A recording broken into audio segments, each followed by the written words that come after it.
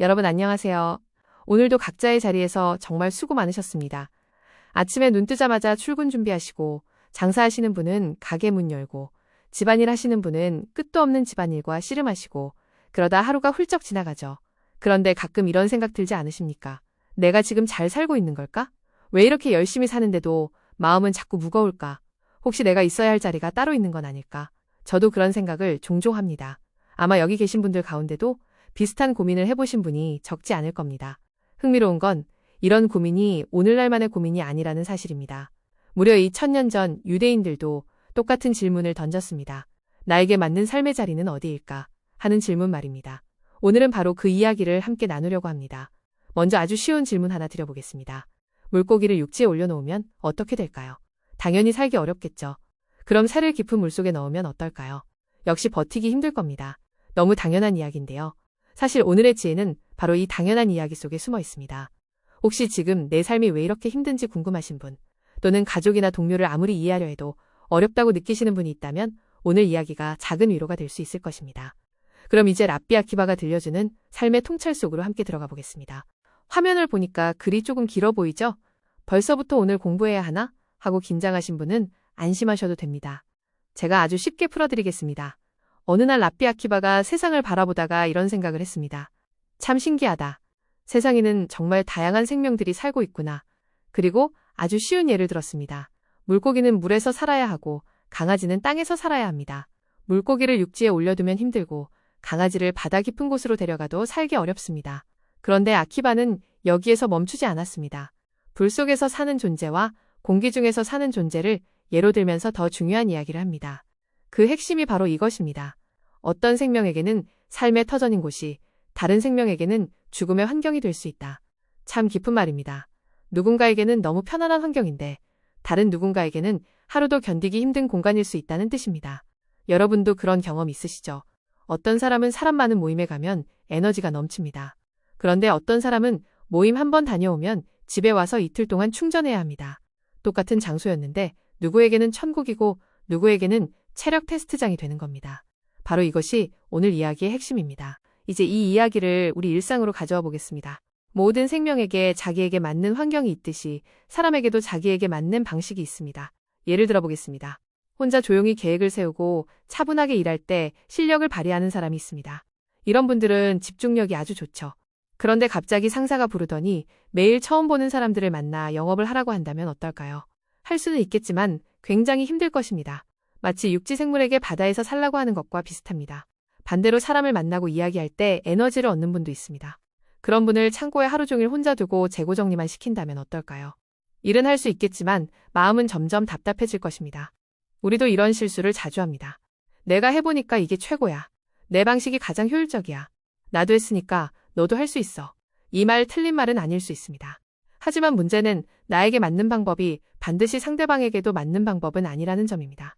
결국 사람마다 숨쉬기 편한 공간이 따로 있습니다.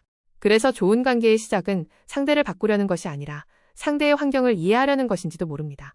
그렇다면 유대인들은 이 이야기를 어떤 의미로 받아들였을까요? 당시 유대인들은 세상이 우연히 만들어진 것이 아니라 각 생명의 본성과 환경이 정교하게 연결되어 있다고 생각했습니다. 조금 전에 나왔던 불 속에 사는 생명이라는 표현도 그런 맥락입니다. 실제로 고대 유대 전승에는 불 속에서 살아간다고 전해지는 도롱뇽 이야기가 등장합니다. 물론 오늘날의 과학적 생물 이야기가 아니라 상징적인 비유에 가깝습니다. 랍비들이 전하고 싶었던 메시지는 분명했습니다. 모든 존재는 자기 한계를 알고 자기 자리를 이해해야 한다는 것입니다. 요즘 우리는 어떻습니까? 누가 투자로 성공했다 하면 따라가고, 누가 어떤 직업으로 돈을 벌었다 하면 또 따라가고, 누가 어떤 삶을 산다 하면 그것도 부러워합니다. 저도 그렇습니다. 남이 잘 되는 이야기는 왜 그렇게 크게 들리는지 모르겠습니다. 그런데 가만히 생각해보면 남에게 잘 맞는 방식이 나에게도 맞는다는 보장은 없습니다. 공기 속에서 살아야 할 존재가 불 속으로 뛰어드는 것처럼 무리한 선택을 하는 경우도 있습니다. 그래서 가끔은 이런 질문이 필요합니다. 나는 진짜 무엇을 할 때 가장 편안한가? 나는 어디에서 가장 자연스럽게 살아가는가? 그 질문이 인생의 방향을 알려주는 중요한 나침반이 될 수 있습니다. 이제 우리 삶에 적용해 보겠습니다. 오늘 이야기의 가장 중요한 교훈은 이것입니다. 모든 사람에게 똑같은 기준을 강요하지 말자는 것입니다. 현대사회에는 정답이 너무 많습니다. 몇 살에는 무엇을 해야 하고, 어느 정도의 자산은 있어야 하고, 어떤 직업은 가져야 하며, 어떤 삶이 성공인지까지 미리 정해놓는 경우가 많습니다. 그런데 생각해보면 모든 생물에게 육지에서만 살라고 명령하는 것과 비슷합니다. 문제는 사람마다 본성이 다르다는 것입니다. 그래서 어떤 분들은 자신이 부족해서 힘든 것이 아니라 단지 자신과 맞지 않는 환경에서 계속 버티고 있는 것일 수도 있습니다. 또 하나 중요한 것이 있습니다. 우리는 가족에게 가장 많은 기준을 강요합니다. 부모는 자녀에게, 자녀는 부모에게, 부부는 서로에게 왜 나처럼 하지 않느냐고 말하곤 합니다. 여러분도 경험 있으시죠? 사랑해서 하는 말인데 이상하게 들을수록 싸움이 되는 경우 말입니다. 그 이유는 서로가 다른 존재이기 때문입니다. 상대가 나와 다른 본성을 가진 사람이라는 사실을 인정하는 순간 관계는 훨씬 편안해집니다. 상대가 가장 편안하게 숨 쉴 수 있는 자리를 지켜주는 것. 어쩌면 그것이 진정한 존중이고 성숙함일 것입니다. 흥미롭게도 이런 생각은 유대인의 지혜에만 있는 것이 아닙니다. 동양고전에도 비슷한 이야기가 등장합니다.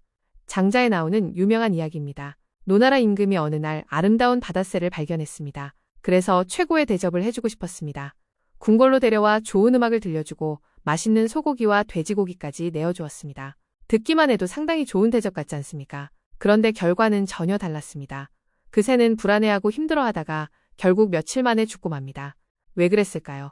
임금이 나빴기 때문이 아닙니다. 오히려 너무 잘해주려고 했습니다. 문제는 새의 기준이 아니라 인간의 기준으로 사랑을 베풀었다는 것입니다. 도덕경 역시 자연스러운 본성을 거스르는 행동의 위험성을 이야기합니다. 억지로 만들려 하면 오히려 망가진다는 것이죠. 현대과학도 비슷한 결론을 내립니다. 진화생물학자 에른스트 마이어는 생태적 지위라는 개념을 통해 생물마다 적응한 환경이 다르다고 설명했습니다. 결국 동양고전도, 유대인의 지혜도, 현대과학도 같은 방향을 가리키고 있습니다. 억지로 맞추려고 하기보다 각자의 본성을 이해하라는 것입니다. 마지막으로 아주 익숙한 동화 하나를 떠올려 보겠습니다. 미운 오리 새끼 이야기입니다. 주인공은 사실 오리가 아니라 백조였습니다. 그런데 오리들 사이에서 태어났기 때문에 계속 오리의 기준에 맞춰 살아야 했습니다. 당연히 힘들 수밖에 없었습니다. 오리처럼 행동하지 못한다고 놀림받고 다르다는 이유로 소외당했습니다. 그런 모습은 랍비 아키바가 말한 내용과 정확히 닮아 있습니다. 맞지 않는 환경에 놓인 존재의 고통 말입니다. 하지만 이야기는 거기서 끝나지 않습니다. 오랜 방황 끝에 백조는 자신과 같은 백조들을 만나고 마침내 자신이 있어야 할 자리를 발견합니다. 그 순간 더 이상 자신을 억지로 바꾸려 하지 않습니다. 그저 자기 본성대로 살아가면 됩니다. 어쩌면 우리도 마찬가지인지 모릅니다.